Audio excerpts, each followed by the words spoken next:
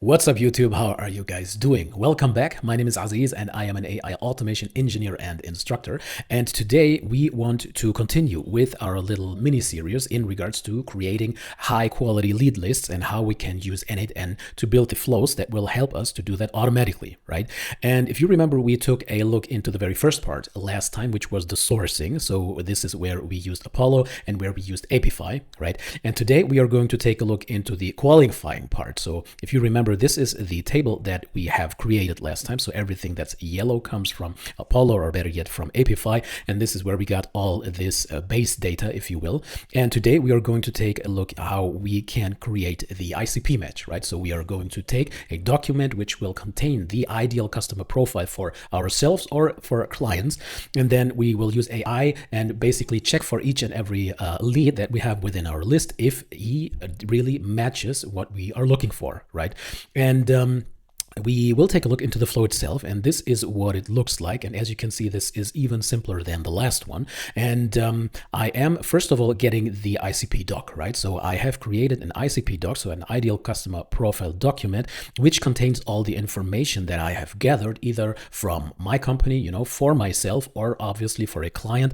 If you're using this for a client, then I would advise you to use something like a questionnaire where you prepare a couple of questions so that you would get these information from them, that you can create a document like this, right? And you can use ChatGPT to create a template for this, obviously. But this is already really interesting information. You can take a look into the role-specific profiles. And last time we used the product manager, right? And they have some core responsibilities. What are their key pain points, right? That you could probably resolve with your product or with your service. And then obviously a lot of information as well.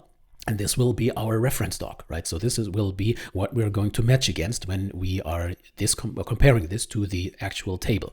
Now, the next part is after we got the doc to get the rows, right? So we are going to get all of the leads we have right here. So this is also fairly simple. And by the way, let's take a look into the second note. So we're connecting this to the Google Docs account. Obviously, the resource is a document. The operation is a get operation. And we have an ID here. This is from Google Docs.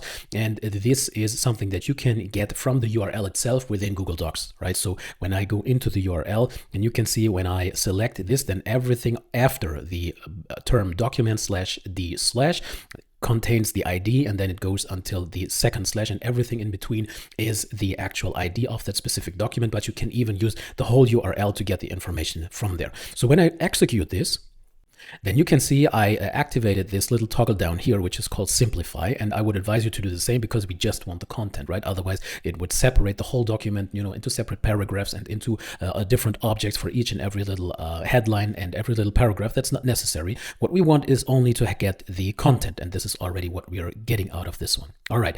The next step is that we want to open up and get the information from each and every lead within our table, right? So this is connected to my Google Sheet as well. The resource is a sheet within the document, and I just want to get the rows. This is the document, so the demo lead list, and this is the sheet within that, so it's also called lead list. And this is already at no filters whatsoever for now. And when I execute this step, then this is what we're getting. So we're getting 410 items, which means 410 rows, right? And this is where we have all the information from this list. All right, that's a really good start and quite easy as well. Now, this is just for demo purposes, you know, just for this video, I've used a limit node, which is a native node within n8n as well. So if you look for a limit, then you are able to restrict the number of entries or items rather that you get from the previous nodes, and you can take the first X items or the last X items. I'm just using the first 5 right now so that you don't have to deal with all the 410 items. This is especially interesting for testing. Right now, the next part is the most interesting one, because when I open this, then you can see this is an OpenAI message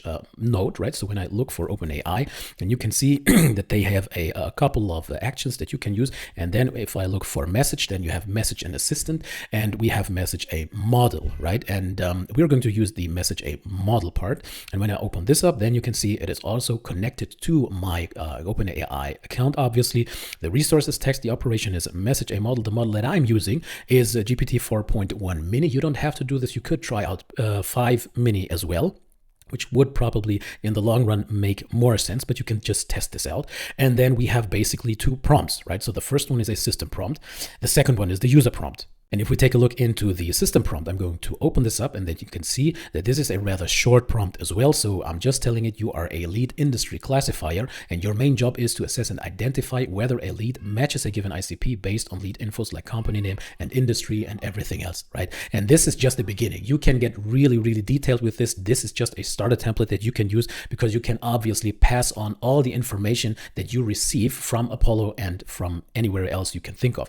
Now you might think, all right, we are have not gone through the enrichment phase, right? So where we are adding even more information, even more data to each and every one of those leads. So you could even put this ICP match flow behind this enrichment part if you want to really make sure that a lead 100% matches your ICP, right?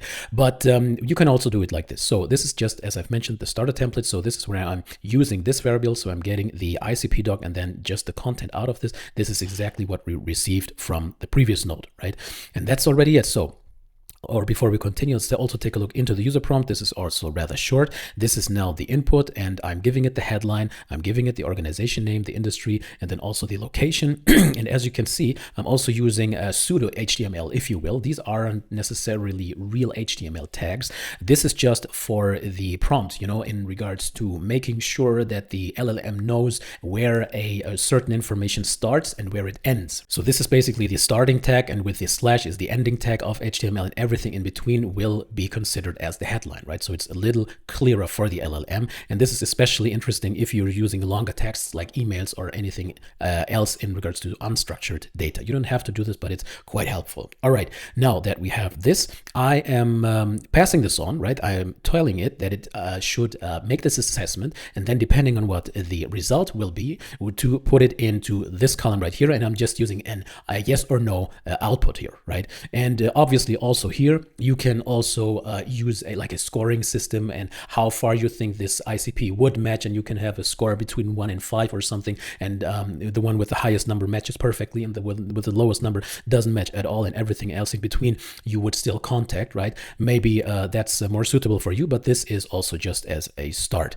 But before testing this, I would also like to ask you if you would be so kind as to click on the subscription button and then also like and share this video. But in addition to this, I am building Skript AI School, and I have mentioned this last time. And this is where I am basically teaching you everything in regards to AI and automations. And if you are a complete beginner, that's totally fine, because we will start really from scratch. So if you have never heard of n8n or don't know where to start, then this is the place where you can start, but where we will get into a real advanced state where you can basically automate every process within your operational environment that you can think of, and save a lot of time or make a lot of money depending on your goals. And we will get into the n8n basics. You will get all assets that you see here, by the way, and we will build AI agents, multi-level system agents.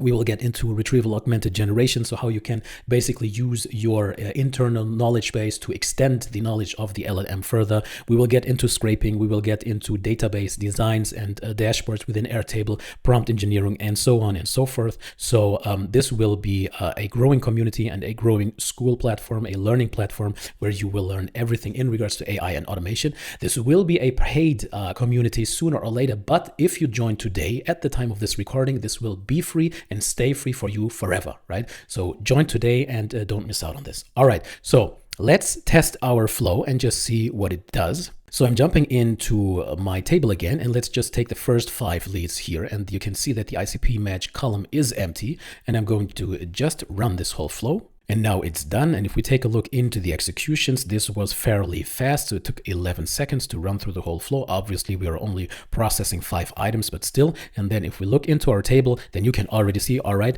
of those 5 selected first leads, only one of them really matches with the ICP that we have defined in this document. This is a really interesting indicator for you to really be sure that the person you are contacting is actually suitable in regards to your product or service. All right, this is it for today already. We are going to get into the verification part in the next video, and I hope this was helpful to you, and I hope to see you next time. Thanks for your attention, and bye.